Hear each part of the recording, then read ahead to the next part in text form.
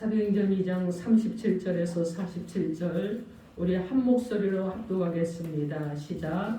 그들이 이 말을 듣고 마음에 찔려 베드로와 다른 사도들에게 물어 이르되 형제들아 우리가 어찌할꼬 하거늘 베드로가 이르되 너희가 회개하여 각각 예수 그리스도의 이름으로 세례를 받고 세상을 받으라. 그리하면 성령의 선물을 받으리니 이 약속은 너희와 너희 자녀와 모든 본대 사람 곧 주 우리 하나님이 얼마든지 부르시는 자들에게 하신 것이라 하고 또 여러 말로 헌증하며 권하여 이르되 너희가 이 폐역한 세대에서 구원을 받으라 하니 그 말을 받은 사람들은 세례를 받으매 이날의 신도의 수가 3,000이나 더하더라. 그들이 사도의 가르침을 받아 서로 교제하고 떡을 떼며 오로지 기도하기를 힘쓰니라. 사람마다 기도하는데 사도들로 말미암아 기사와 표적이 많이 나타나니 믿는 사람이 다 함께 있어 모든 물건을 서로 통용하고 또 재산과 소유를 팔아 각 사람의 필요를 따라 나눠주며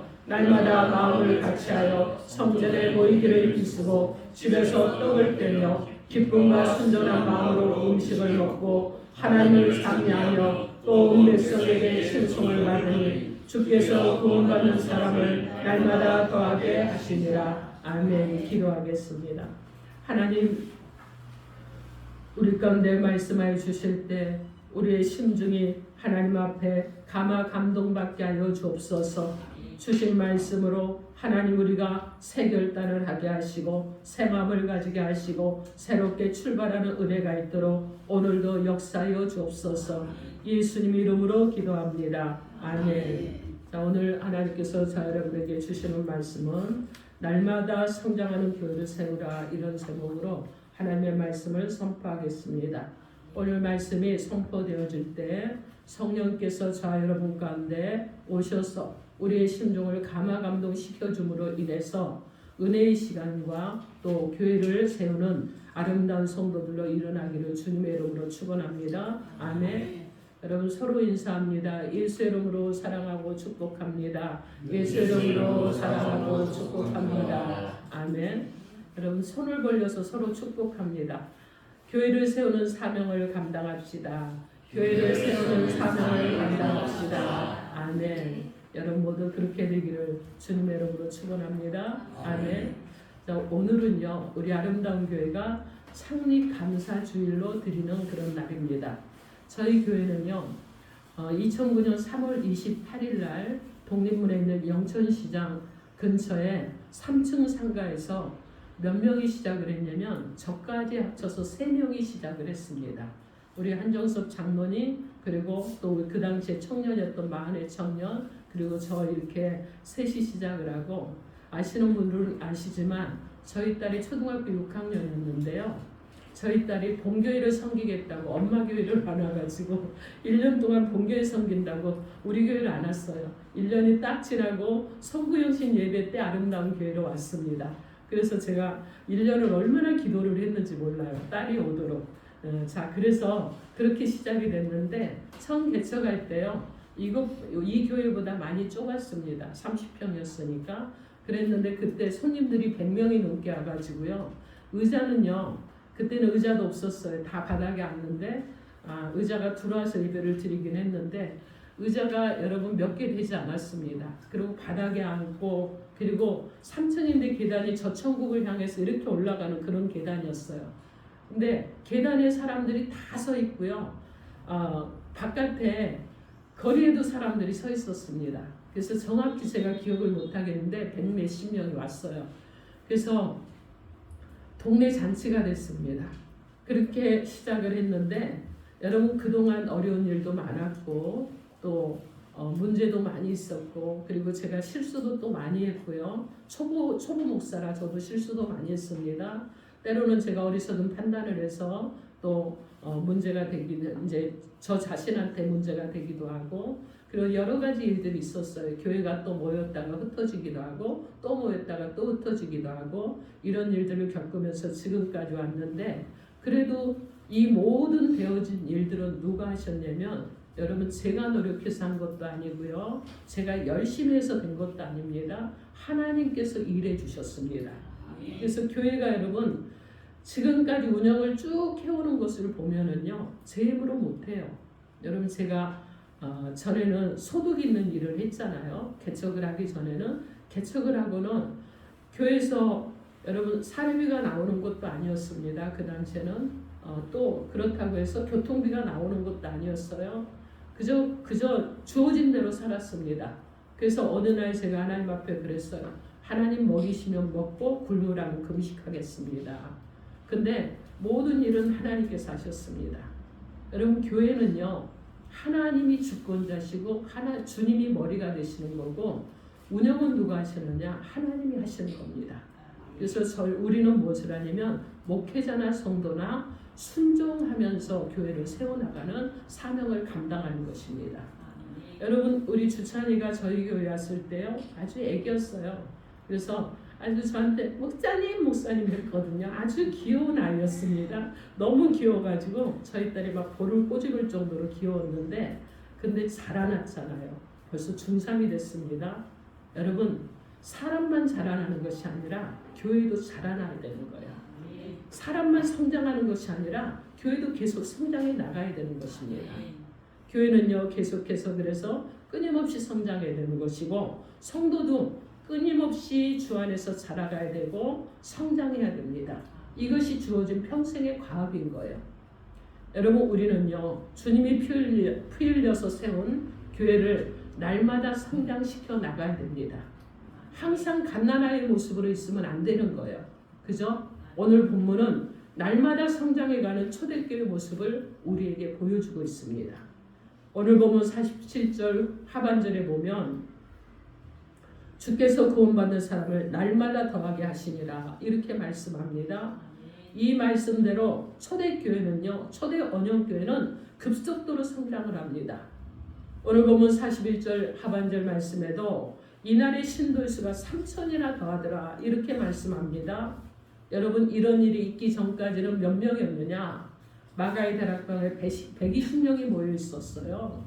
그래서 초대 여러분 원형교회는 120명이 시작을 했는데 이 교회가 베드로의 설교로 3,000명의 교회로 성장하게 되었습니다. 그런데 예루살렘 교회는 3,000명에 머물러 있지 않았어요.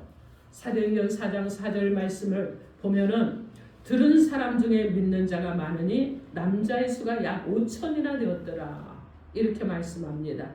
여자와 어린아이를 빼고 남자만 5,000명이 되었다는 거예요. 여러분 3,000명에서 5,000명으로 늘었습니다. 그리고 사도행전 21장 20절에는 유대인 중에 믿는 자 수만 명이 있으니 이렇게 말씀합니다. 여러분 3,000명, 5,000명, 수만 명으로 막 계속해서 어떻게 하죠? 성장하고 확장돼 가는 것을 보게 됩니다.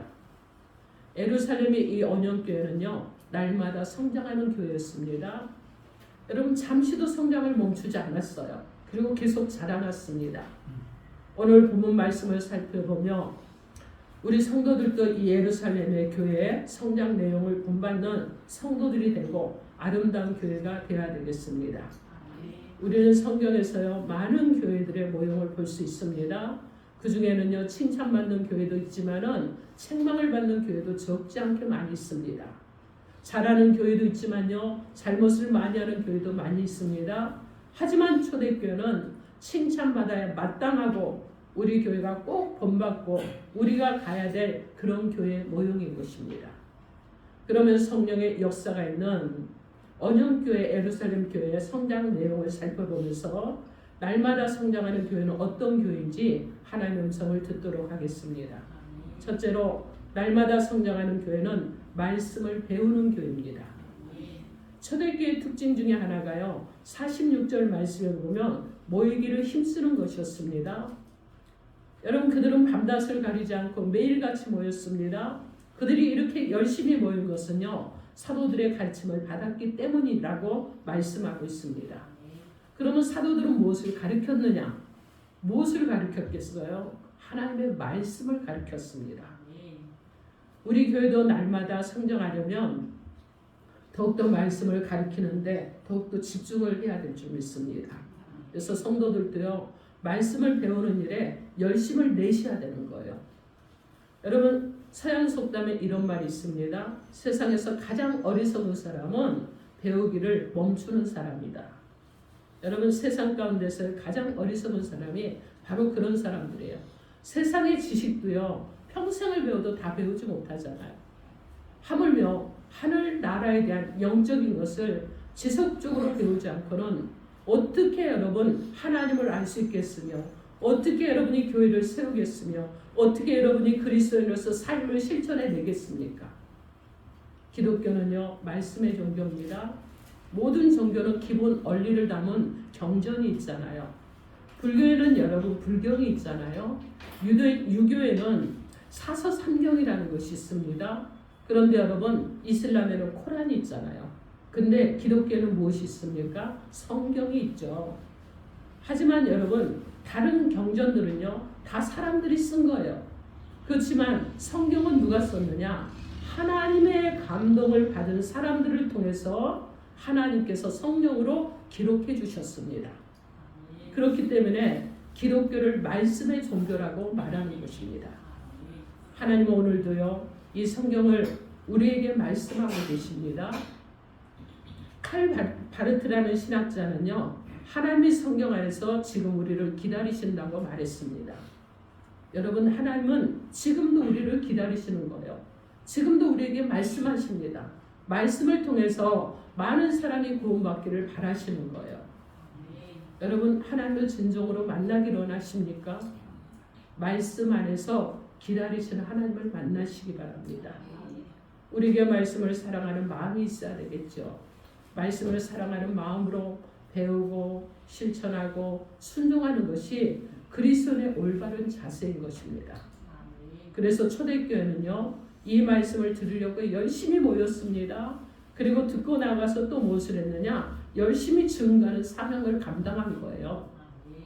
사랑하는 성도 여러분, 우리에게도 말씀을 뜨겁게 사모하는 마음이 있어야 되겠습니다. 그 사모하는 마음으로 말씀을 듣고 말씀을 읽고 말씀을 배워야 됩니다. 사도행전 10장 24절 이하에 보면 고넬료가 나오는데 얼마나 간절히 말씀을 사모했는지 베드로를 초청을 했습니다. 그때 백부장 고넬료는요, 베드로의 발 앞에 엎드려 절을 했습니다. 여러분, 이것은요, 베드로가 나도 사람이라 이렇게 하면 안 된다고 했지만은 고넬료의 마음은요, 저는 이렇게 받아들였습니다. 인간 베드로 앞에 엎드린 것이 아니라 그에게 말씀하시고 말씀 가운데 계신 그 말씀이신 말씀 앞에 엎드린 것이다. 저는 이렇게 또 묵상하면서 받아들였는데, 이처럼 말씀을 대하는 태도가 중요합니다. 하나님의 말씀을 사랑한다는 것은요, 곧 하나님을 사랑한다는 증거잖아요.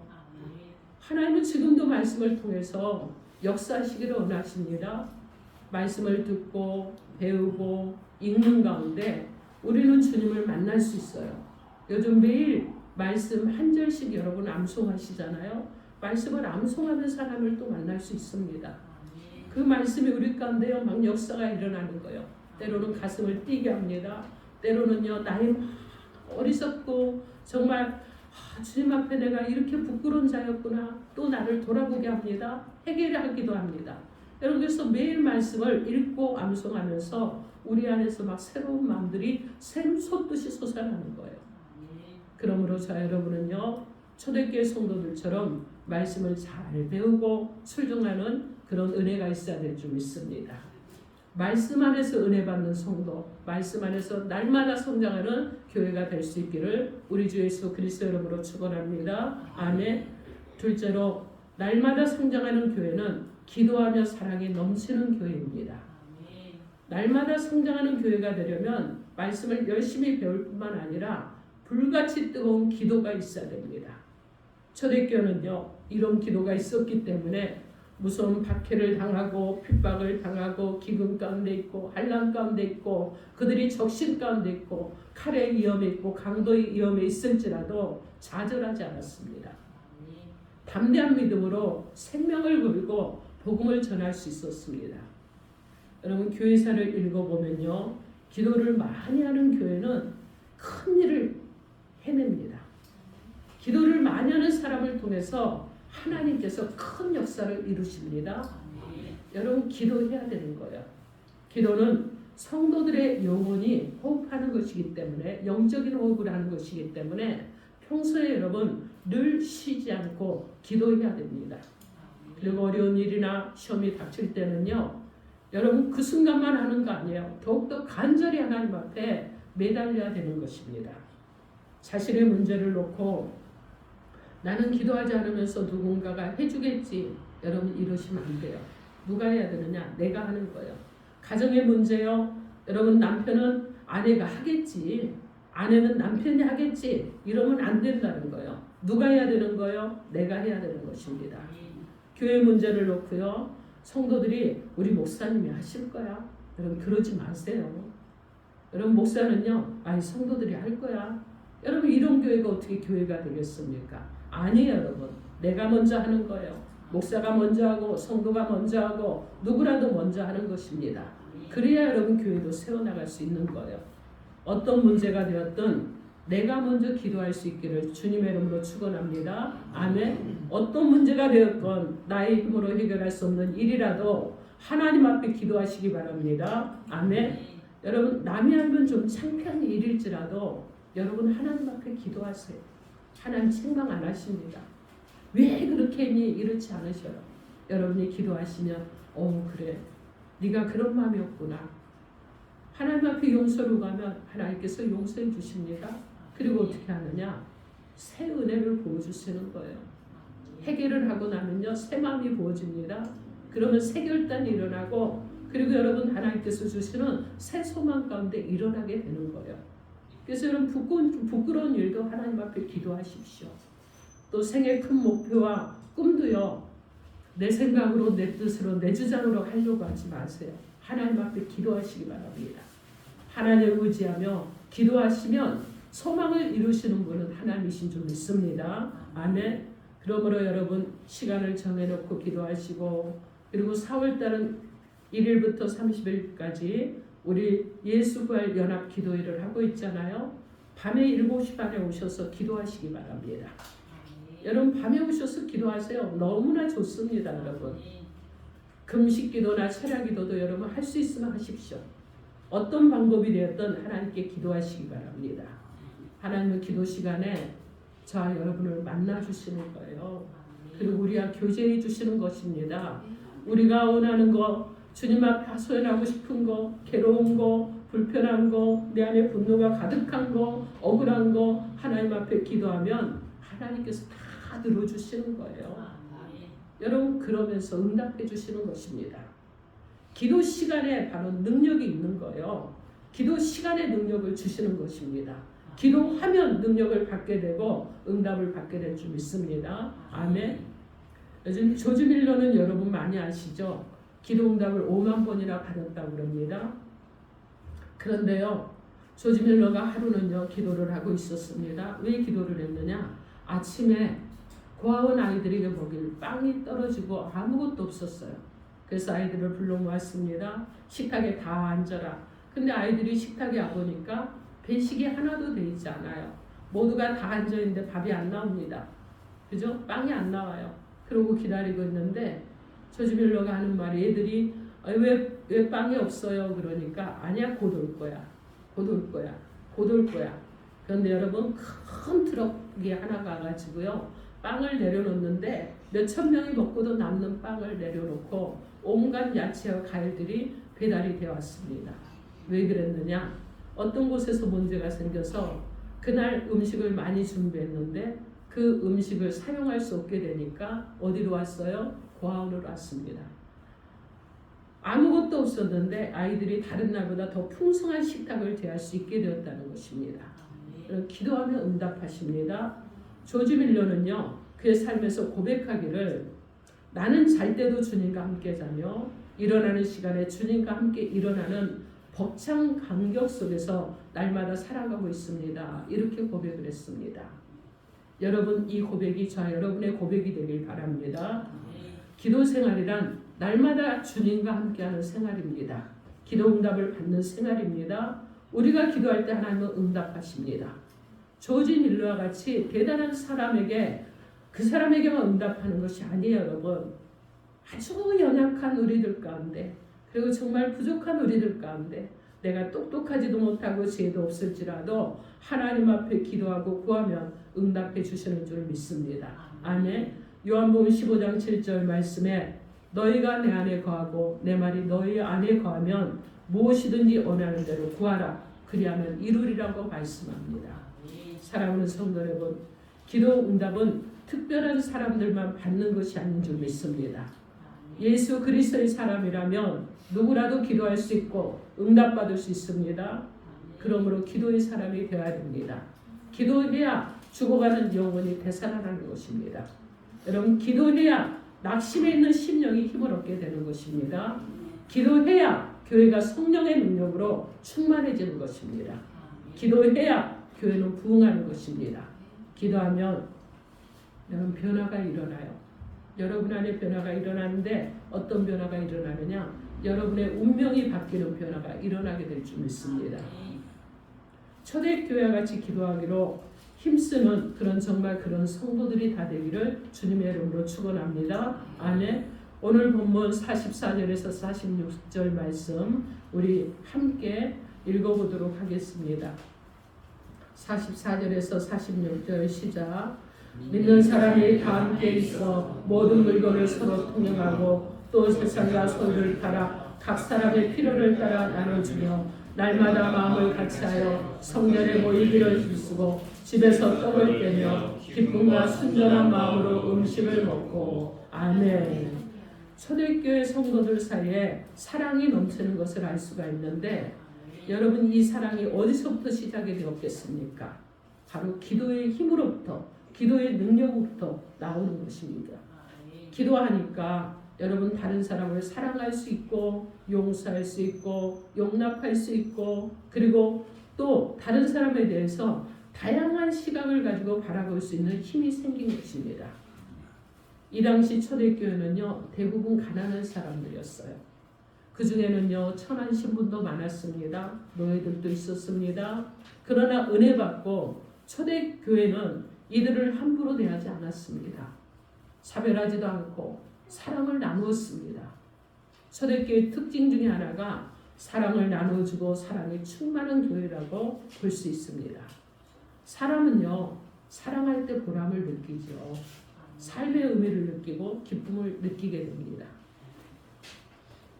영국에요 16세기에 한 청년이 있었는데 아주 큰 죄를 지었다고 합니다. 사형을 당하게 되었다고 그래요. 이제 종소리만 나면 사형을 당하는데 이상하게 시간이 흘러도 종이 울리질 않았습니다. 기다리던 병사가 종탑으로 올라가 보니까요 웬 여자가 종의 줄을 꼭 붙잡고 매달려 있었습니다. 그 여인은 누구였느냐? 이 지금 사형을 당할 이 남자의 약혼자였다고 합니다. 종소리가 나는 순간에 사랑하는 사람이 죽게 된다는 것을 알고요 죽기를 결심하고 줄을 붙잡고 있었던 것입니다. 이 일이 그 나라 왕에게 알려지게 되어서 이 청년은요 사면이 되었고 두 사람은 행복한 인생을 살게 되었다고 합니다. 여러분 사랑하면서 사는 것은요 강하게 되는 것이죠. 멋지게 사는 것입니다. 연약한 여자도 사랑하면 여러분 이렇게 강해질 수 있는 거예요. 중요한 것은요 사랑을 받고 사는 것도 귀하지만 사랑을 주는 자의 가슴은 더 뜨겁다는 것입니다. 제가 가끔 그럽니다. 설교하면서 제가 남자로는 저희 장로님만 사랑합니다. 성도들이 막 웃잖아요. 근데 사실은요 이 고백이 필요한 거죠. 왜냐면 제가 남편을 사랑합니다. 여러분 다 사랑해요. 여기 있는 모든 분을 성도들, 우리 아름다운 교회 성도들 다 사랑합니다. 그러나 이성으로서는 저희 남편만 사랑해요. 여러분 왜 그렇습니까? 그분이 제 배우자니까. 저분만 제가 사랑해요. 혹시 여기 남자분들 제가 좀 사랑 안 해준다고 서운해하지 마세요. 당연한 겁니다. 여러분 사랑한다는 것은요 여러분 그건 무엇이냐면 이 마음이 뜨겁다는 거예요. 그죠? 그래서 주님을 사랑하고 교회를 사랑하고 주의 종을 사랑할 때 더 가슴이 뜨거워지고 강해지는 것입니다.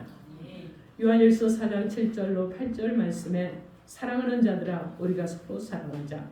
사랑은 하나님께 속한 것이니 사랑하는 자마다 하나님으로부터 나서 하나님을 알고 사랑하지 아니하는 자는 하나님을 알지 못하나니 이는 하나님은 사랑이심이라 이렇게 말씀합니다. 인간의 마음속에는요 사랑에 대한 욕구가 있어요. 그죠? 우리가 믿는 하나님이 사랑이시기 때문에 그렇습니다. 그러므로 특히 자 여러분은 사랑하며 살아가야 되는데 이것은요 이론은 하나님을 사랑하고요. 그리고 아래로는 어떻게 합니까? 사람을 사랑하고요. 그리고 여러분 이웃을 사랑하면서 살아가야 되는 것입니다. 사랑하는 성도 여러분, 초대교회가 어떻게 해서 날마다 성장하는 교회가 되었겠습니까? 그것은 기도하는 교회였기 때문입니다. 기도했기 때문에 또 사랑하고 그리고 사랑하는 교회가 되었습니다. 주님을 사랑하고 성도들을 사랑하고 그리고 사도들을 사랑하고 그들 가운데 사랑이 넘쳤습니다. 그들은요 가난한 자나 부자나 존귀한 자나 천한 자나 그 누구도 이들은요 나누지 않았습니다. 동일하게 되었습니다. 그들은 사랑으로 하나가 되어서 교회를 세웠습니다. 그 사랑이 교회 성장의 기적을 낳았던 것입니다. 사랑하는 여러분, 세상에 사랑이 점점 메말라가는 이 시대 가운데 초대교회처럼 기도하시고 사랑하시고 그래서 교회가 기도할 사랑이 넘치는 교회가 될 수 있도록 날마다 힘쓰는 저 여러분 되기를 우리 주 예수 그리스도 이름으로 축원합니다. 아멘. 셋째로 날마다 성장하는 교회는 사명에 충성하는 교회입니다.